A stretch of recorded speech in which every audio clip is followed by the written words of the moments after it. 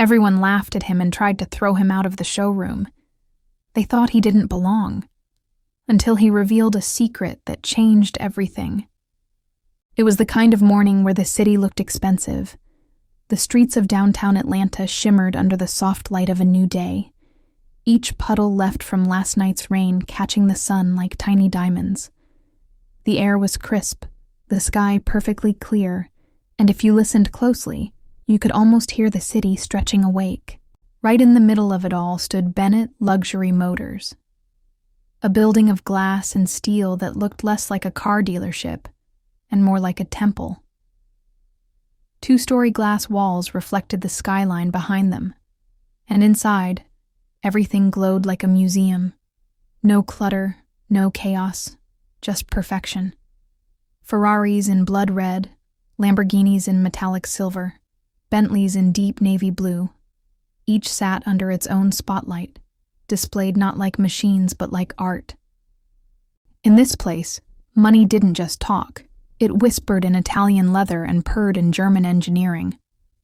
Then the glass doors slid open, and a man walked in. He didn't look like the kind of man who belonged here. He looked ordinary. Late 40s, calm eyes, quiet steps, faded jeans, a plain gray hoodie, sneakers that had seen better days, no watch, no jewelry. Just a small worn leather wallet in his hand, the kind of wallet that had been around for decades. It was the wallet his father had given him the day he turned 18.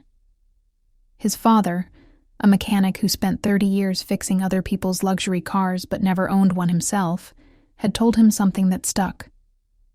Son, never let the way you're dressed decide the way people treat you, and never treat someone badly because of the way they're dressed or the color of their skin. That memory had stayed with Marcus Brown his entire life, and it was about to matter more than ever. The first to notice him was Kelly, the receptionist. She sat behind a sleek white counter with perfect posture, perfect hair, and nails that gleamed like glass. Her eyes flicked up as he approached, scanning him from sneakers to hoodie, and she made her judgment in less than a second. Her smile was polite but hollow, the kind of smile that doesn't reach the eyes. "Can I help you?" she asked, her tone professional but edged with the quiet disdain of someone convinced she was wasting her time. "Yes," Marcus said gently. "I'd like to take a look at the new Lamborghini Revuelto. I've been reading about it for months." She blinked, as if he just asked to buy the moon. "The Lamborghini?" A small laugh slipped into her voice.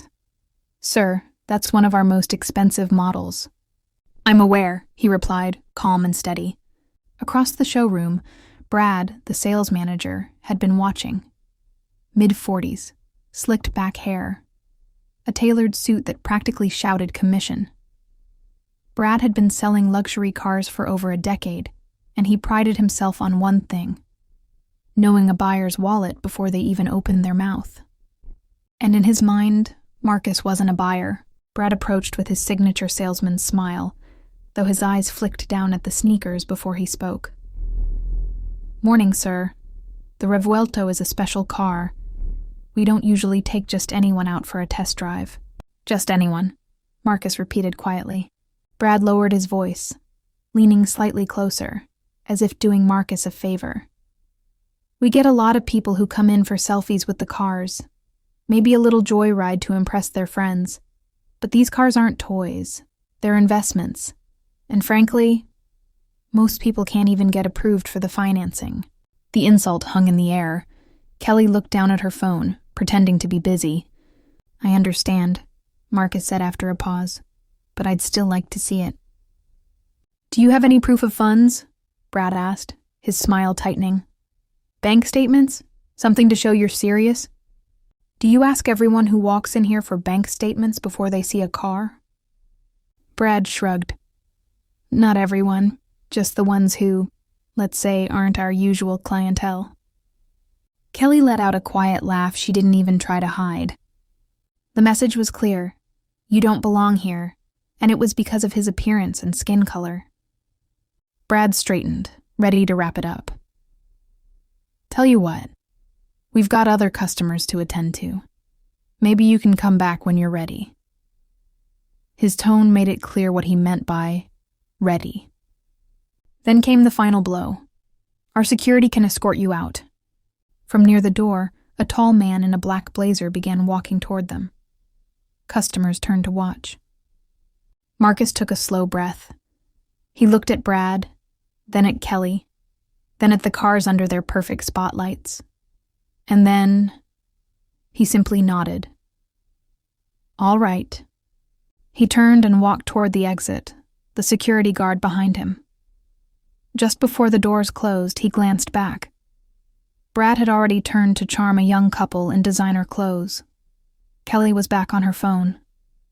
The glass doors shut with a soft hiss. But for Marcus, this wasn't over.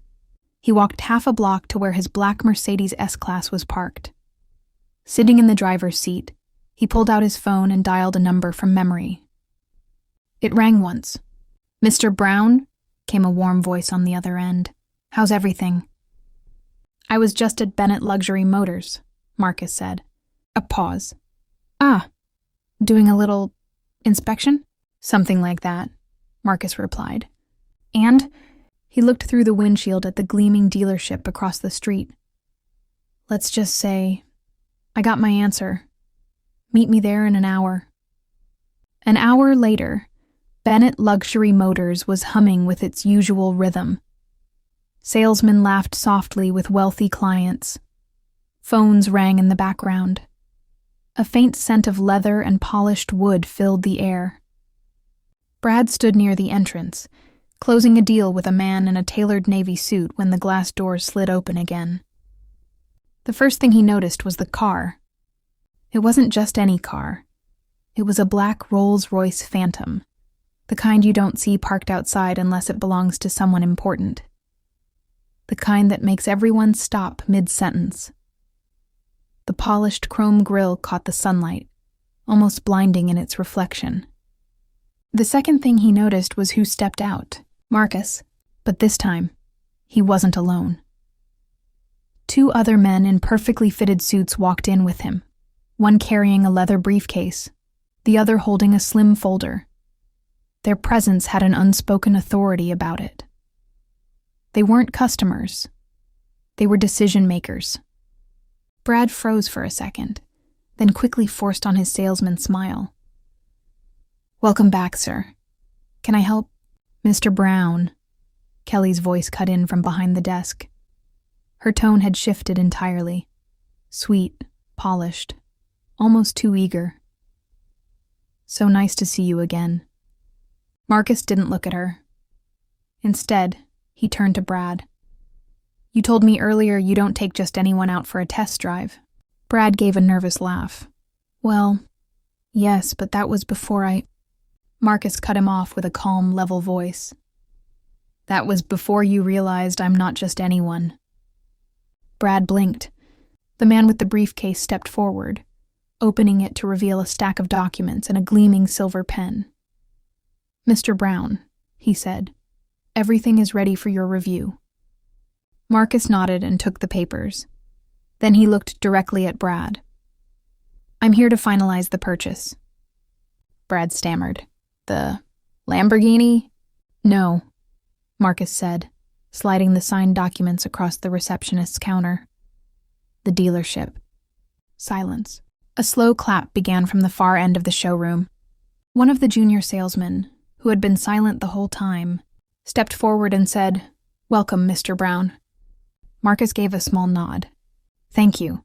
Now, Brad, go get me the keys to that Revuelto. I think I'll take it for a spin after all." Brad hesitated for a second, then hurried away. Moments later, he returned, holding the keys with both hands, his voice trembling slightly. "Here you go, sir." Marcus smiled, taking the keys. "See, that wasn't so hard." He walked toward the sleek Lamborghini under the spotlight. The engine roared to life, a deep, commanding growl that filled the entire showroom. As the doors lifted open, Marcus looked back one last time. "My father always said, never let the way you're dressed or the color of your skin decide the way people treat you. Today, I think we all learned that lesson, and with that, He pulled out of the showroom, the Lamborghini's roar echoing through the streets of Atlanta, not as a display of wealth, but as a reminder of something far more valuable: respect. If you enjoyed this story and want more powerful, heart-touching tales like this, hit that subscribe button and turn on the bell icon so you never miss a moment. Your support helps me bring you more inspiring stories. Let's grow this journey together.